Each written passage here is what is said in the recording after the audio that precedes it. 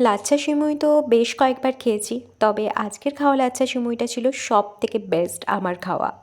নমস্কার, আমি সায়নী। আমার চ্যানেল কবিতায় গল্পে সায়নীতে তোমাদের স্বাগত জানাই। কেমন আছো তোমরা অবশ্যই কমেন্টসে জানিও। সকালে পড়ানো ছিল, আমি আমার বাহনে করেই পৌঁছে গেছিলাম। তারপর ফিরে এসে স্নান করে খেতে বসেছি। এখন প্রত্যেক বাড়িতেই ভাতের পাতে সজনে ডাঁটা মাস্ট। তার সাথে আমাদের বাড়িতে এখন চলছে সজনে ফুল শুকনো করে ভাজা।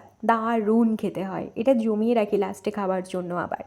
তারপর ওই রেডি হয়ে চলে গেলাম কলেজে, আর এই সেই লাচ্ছা সিমুই বেস্ট, আমার খাওয়া বেস্ট, খুব ভালো ছিল খেতে। কিন্তু তা বলে চা খাবো না, এটা তো হতে পারে না। তাই ক্যান্টিনে গিয়ে সময় করে চা খেয়ে এসেছি। আর এই যে শাটডাউন, চলো কাজ শেষ, এবার বাড়ি ফেরা যাক। আজ কলেজ থেকে বেরোনোর সময় হুশ করে একটা হেলিকপ্টার চলে এসেছিলো সামনে, এই যে এই টোটোটা। একদম ফাঁকা টোটো ঝড়ের গতিতে পৌঁছে দিয়েছে স্ট্যান্ড থেকে। তারপর হেঁটে বাড়ি ফিরেছি।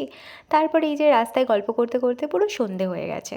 সন্ধেতে বিধ্বস্ত অবস্থায় গরমের মধ্যেই শাড়ি টাড়ি পরে ফেরার পর ঠান্ডা ঠান্ডা তরমুজ খেয়ে আমি তো ভীষণ খুশি।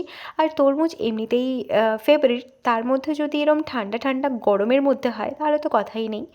তবে বেশ কিছুক্ষণ পর, প্রায় 1 ঘন্টা পর চা খেয়েছিলাম, আর ক্লাস শেষ করে খেয়েছিলাম রাতের ডিনার।